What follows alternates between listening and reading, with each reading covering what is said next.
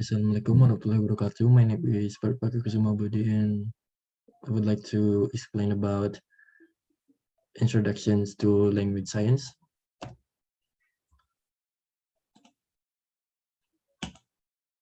Okay, the first material is about language characteristics. So descriptions of language often appeal to Charles Hawkins from 1960 design features. Semanticity refers to the idea that language can communicate meaning and then specific signals can be assigned specific meaning. So it means that semanticity and language are important to communicate with other people, and we can get meanings through semanticity. Language scientists agree that all of the preceding characterize human language, but they do not all agree on other aspects of language. Many of these disagreements revolve around a component of language called grammar, or syntax by some theories. At a very basic level, languages provide us the means to associate sounds with meanings, from Hauser et al. 2002. And then language characteristics.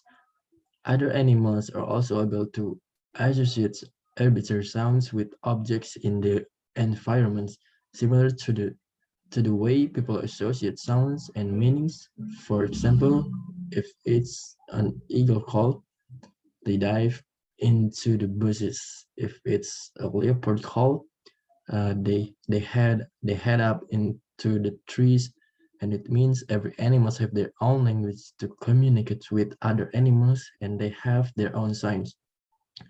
Grammar is one of the two chief components of language. The other is the lexicon, the part of long-term memory that stores information about words. Languages need both of these components so that speakers can formulate messages that express prepositions or statements of who did what to whom and roughly. To create such messages, the speaker searches for symbols in the lexicon that match the concepts that they wish to convey. The grammar tell them, the speakers, how to combine the symbols to create appropriate signals or speech sounds that will transmit the message to a listener. And then there is a grammar, language origins, and non-human communication systems, so that many language scientists are concerned with the precise definition of language and with detailed descriptions of the grammars of different languages, because having those two things noted down can help us to understand how humans think and how we compare with other living creatures around us. We need to understand how we are similar to and different from evolutionary ancestors in the terms of both language and non-language characteristics. There are two main overarching ideas about how modern humans' language abilities emerge from evolutionary ancestors who lack language, and the same ideas can be used to describe our relationship to living non-human close relatives. For example, chimpanzees, bonobos, gorillas, and other primates. One advantage of this approach is that we can apply general ideas about adaptation and natural selection to the development of human language, and the same way we apply those ideas to other characteristics of humans. And then the next is research on communications abilities in apes. So studies of how animals communicate can help. This idea is related to the continuity hypothesis. Apes and monkeys provide useful comparisons to humans because some apes, such as chimpanzees, are closely related to biological humans. Monkeys and apes are also highly intelligent, which makes them good candidates to share some of the complex abilities that are involved in producing and understanding language. And monkey and apes are also uh,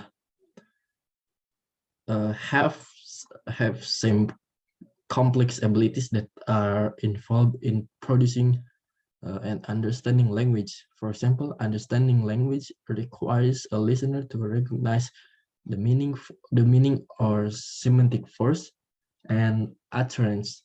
And it turns out to that analogous abilities are present in some species of monkeys. Then there is language origins.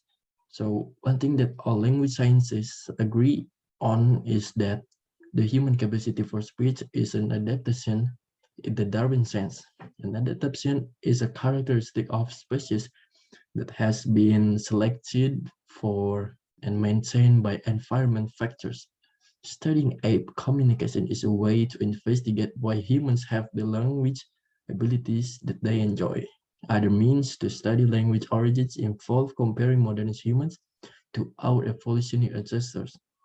By assessing humans' ancestors' physical features and artifacts, theorists can develop ideas about how and when modern language abilities emerge.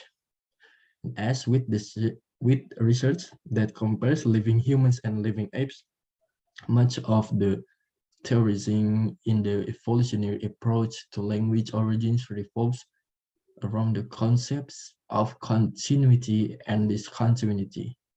Continuity theory views modern humans' language abilities as reflecting modifications or of abilities that exist in our ancestors. So discontinuity theory views modern humans' language abilities as being distinct and separate from our ancestors' abilities. So next is language and thought. So we may have had the experience that when you are thinking about something or planning some kind of activity that you have a voice in your head, probably sounding much like your own voice that is talking to you about whatever it is you are thinking about.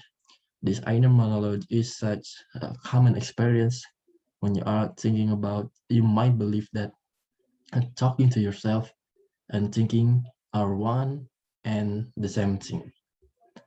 So the last is conclusion. So this material has introduced some of the fundamental properties of language and attempt to address where language comes from. And language is a form of communication that is used to transfer informations between individuals who speak the language, as well as serving other functions such as social bonding.